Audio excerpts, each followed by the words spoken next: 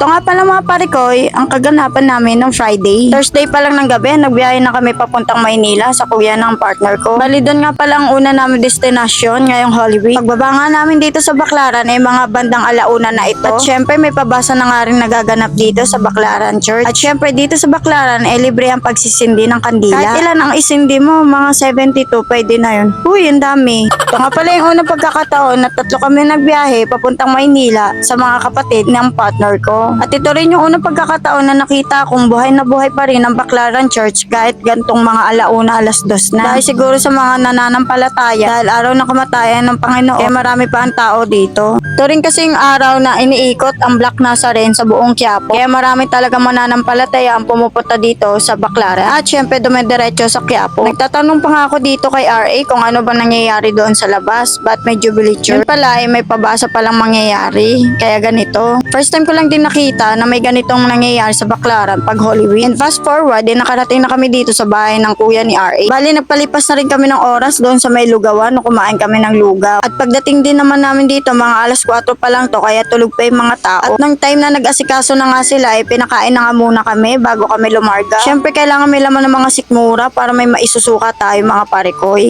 Di naman tayo sukain mga parikoy sa biyahe, pero kailangan pa rin talaga may laman ng sikmura pag aalis tayo ng bahay. Maliwanag na nga nung umalis kami dito sa bahay ng kuya ni RA. Bali, L300 nga pala yung sinakyan namin dito papuntang Tanay Rizal sa isa pang kuya ng partner ko. At yung kuya nga pala ni RA, may dala na nga rin palang isdang iihawin doon. Medyo maluwag pa nga kami dito sa loob mga parikoy. At kasama pa nga namin yung alaga nilang aso dito, okay na okay pa kami dito sa loob. Kasya pa siguro ng mga 50 katao dito sa L300. Huy, si OA. Di na nga kami nakabili dito ng babaunin. Gabi na nga kasi kami nagbiyahe at wala na nga talaga kami makitang mga paninda. At nag-Gora Bells na nga kami dito at dumiretso na kami sa Tanay Rizal. Ako lang ba itong mga parikoy na natutuwa kapag natingin sa paligid habang nababiyahe? Ang ganda lang kasi talaga magbiyahe kapag ganito ang mga tanawing madadaanan mo. Parang nare-refresh yung utak ko na nilulumot na mga be. Grabe talaga ako sa self ko.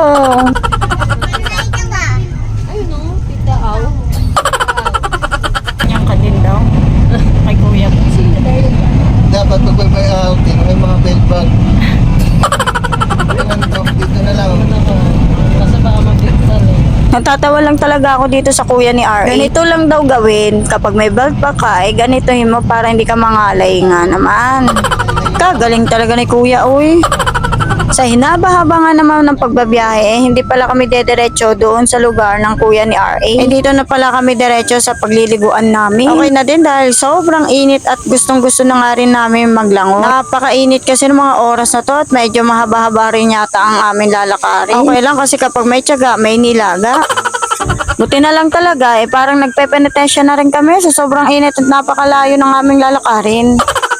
O diba, kala nyo kayo lang nagpepenetensya? Abay, syempre kami din. Tirik talaga ng amin dinadaan ng mga pare ko at tirik din ang araw, syempre. Para balance baga, balance ba? Pero pare ko, sa alang-alang ng ating pagliligo, dapat talagang mag-iis tayo. At sa wakas, nandito na nga kami at nakita ko na rin ang ilog, buti naman. At so far, medyo marami na nga talagang tao at dahil tinanghali na nga rin kami. At mukhang tinik na rin ang araw, talagang magpapahinga na lang muna siguro ako neto sa cottage. Sayang talaga ang kojik ko pare ko, kapag tayo nainitan, huy.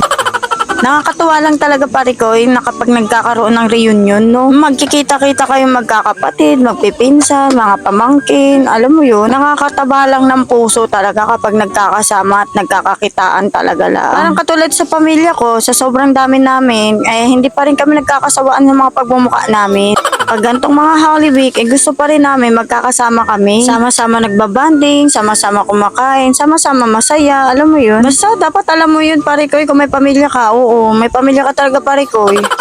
Pero sa case ng partner ko, ngayon na ang sila ulit nagkakita-kita ng mga kuya niya, ng mga bilis na mga pamangkin niya. Kaya natutuwa ako para sa kanila. Yun lang, maraming salamat sa panonood.